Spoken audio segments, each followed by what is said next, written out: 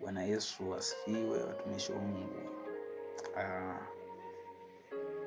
Nipo hapa, kuna vitu vichache tu natamani tushie, ni kwa ajili tu ya kujenga ufalme wa Mungu.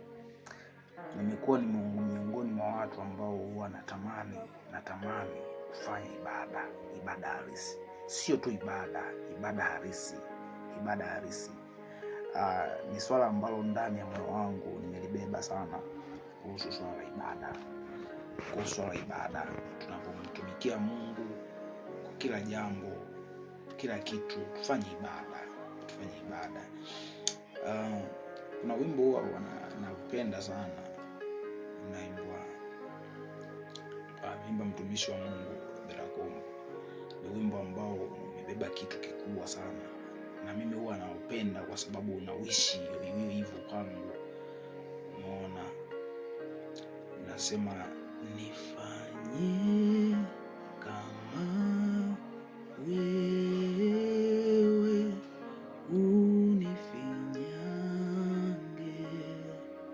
nifinyange,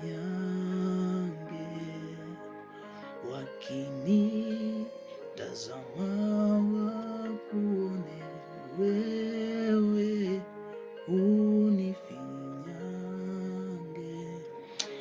Ni wimbo mzuri na una maneno mazuri, maneno mazuri kweli, ambayo ukiyaimba ndani una feel kwamba nifanye kama wewe, watu wakinitazama wakuone wewe. Sasa nipo kwa ajili ya praise team, ndio tunaimba sana hivi vitu, na mimi ni miongoni mwa hawa na praise.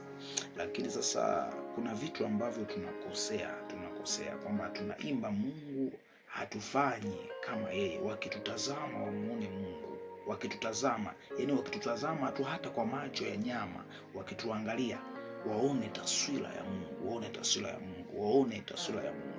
Lakini sasa imekuwa sasa hivi vice versa. Kuna waimbaji tukikaa tukiwatazama hatuoni taswira ya Mungu.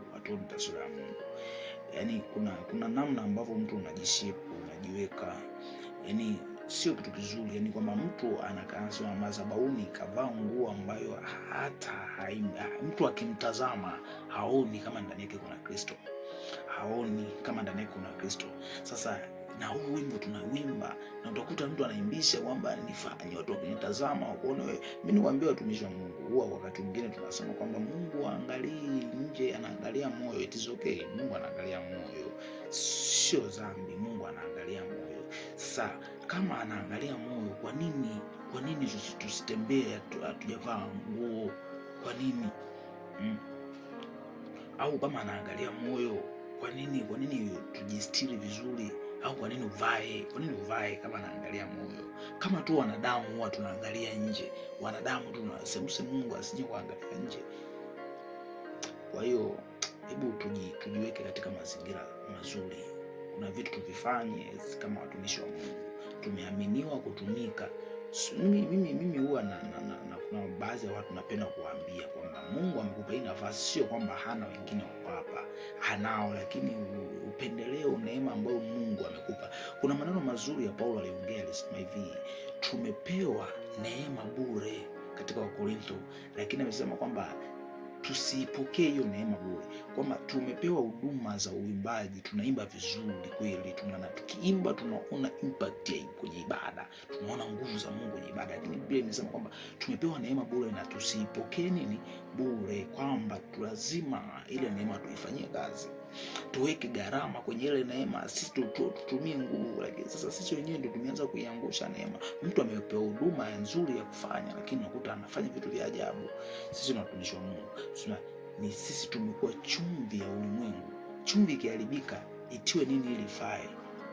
Biblia inazungumza kwamba haifai tena, bali inatupwa na kukanyagwa, kwamba tumekuwa ni chumvi ya ulimwengu. Kama chumvi ya ulimwengu, lazima tuakisi matendo ya Mungu katika ulimwengu.